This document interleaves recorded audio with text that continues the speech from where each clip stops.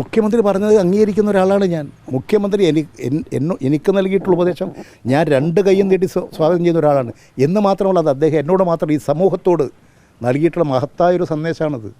മാധ്യമക്കാരോടും കൂടെ സന്ദേശമാണത്. നിങ്ങളും ഇത്തരം കൂട്ടുകെട്ടുകളും സംഭവങ്ങളിലേക്കും നിങ്ങളും ആകൃഷ്ടരായി പോകരുത്. സാമ്പത്തികമായിട്ട് നിങ്ങളെയൊക്കെ ചൂഷണം ചെയ്യാൻ പലതരത്തിലുള്ള വിഷമങ്ങൾ ഉപയോഗിച്ച് വട്ടം കറങ്ങി നടക്കുന്നവരുണ്ട്. അതിലൊന്ന് നിങ്ങൾ കുടുങ്ങിപ്പോകരുത് എന്നുള്ള മഹത്തായൊരു സന്ദേശമാണത്. അതെല്ലാവർക്കും കൂടെ സന്ദേശമാണ്. രാഷ്ട്രീയക്കാർക്കും പൊതുരംഗത്ത് പ്രവർത്തിക്കുന്നവർക്കും മാധ്യമരംഗത്ത് പ്രവർത്തിക്കുന്നവർക്കും എല്ലാമുള്ള മഹത്തായൊരു സന്ദേശമാണ് മുഖ്യമന്ത്രി നൽകിയത്. ആ അടിസ്ഥാനത്തിലാണോ കണ്ടത്? നിങ്ങൾ എപ്പോഴും നോക്കിയാലും അതിൻ്റെ വസ്തുതാപരമായ കാര്യങ്ങളിലേക്ക് നിരീക്ഷിക്കുന്നില്ലല്ലോ. വേറെ വഴിയിലല്ലേ നോക്കുന്നത്. ആ നോക്കുന്നതാണ് തെറ്റായിട്ടുള്ള സമീപനം. അതുകൊണ്ട് ശരിയായ നിലയിൽ മാധ്യമങ്ങൾ സത്യസന്ധമായി വാർത്തകൾ കൊടുക്കണം. സത്യസന്ധമായി കൊടുക്കുന്ന കാര്യത്തിൽ ആർക്കും എതിർക്കാൻ സാധിക്കില്ല. വസ്തുനിഷ്ഠമായിരിക്കണം. ഒറ്റ കാര്യം കൂടി ചോദിച്ച് അവസാനിപ്പിക്കാം. ഈ ദല്ലാൽ നന്ദകുമാർ വന്നതൊരു ട്രാപ്പിൻ്റെ ഭാഗമാണെന്ന് ഇപ്പം തിരിച്ചറിയുന്നുണ്ടോ? അല്ല, ഞാൻ തന്നെ ചില കാര്യങ്ങൾ പറഞ്ഞിട്ടുണ്ട്. എന്നെ പറ്റിക്കാൻ ഇതുവരെ കഴിഞ്ഞിട്ടില്ല. ചിലപ്പോൾ മിസ്ഗൈഡ് ചെയ്യാൻ വേണ്ടി എന്നെ പറ്റിക്കാൻ കഴിഞ്ഞിട്ടില്ല. അതെനിക്ക് ഉറപ്പിച്ച് പറയാൻ സാധിക്കും. എന്നെ വഞ്ചിക്കാനോ ചതിക്കാനോ പറ്റിക്കാനോ കഴിഞ്ഞിട്ടില്ല. അതുകൊണ്ട് അദ്ദേഹം അതിനൊന്നും ശ്രമിക്കാത്ത ആളാണെന്നൊന്നും ഞാൻ കണക്കാക്കുന്നില്ല.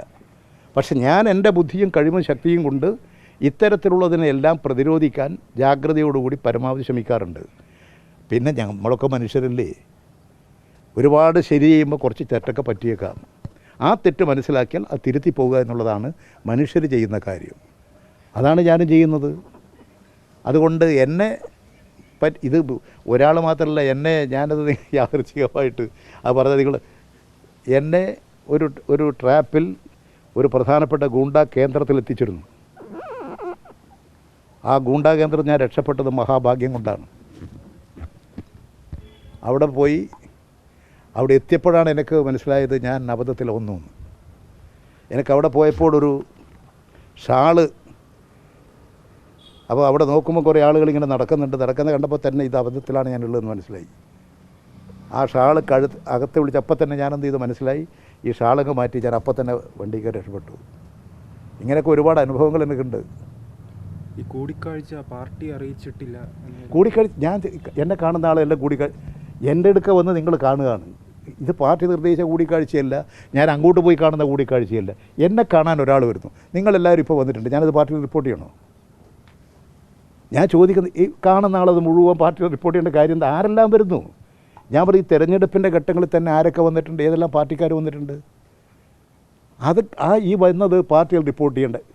ഇവിടെ നയപരമായ പ്രശ്നമോ രാഷ്ട്രീയമായ പ്രശ്നങ്ങളോ ഒന്നും ചർച്ച ചെയ്യുകയോ കൈകാര്യം ചെയ്യുകയോ ചെയ്യുന്നില്ല. ഒരാൾ എൻ്റെ അടുത്ത് വന്ന് പരിചയപ്പെടാൻ വന്നതാണ്, ഞങ്ങൾ ഇതിലൂടെ പോകുമ്പോൾ വന്നതാണ് എന്ന് അദ്ദേഹത്തെ പോലെ ഒരാൾ പറഞ്ഞാൽ ഞാൻ അവിശ്വസിക്കണോ?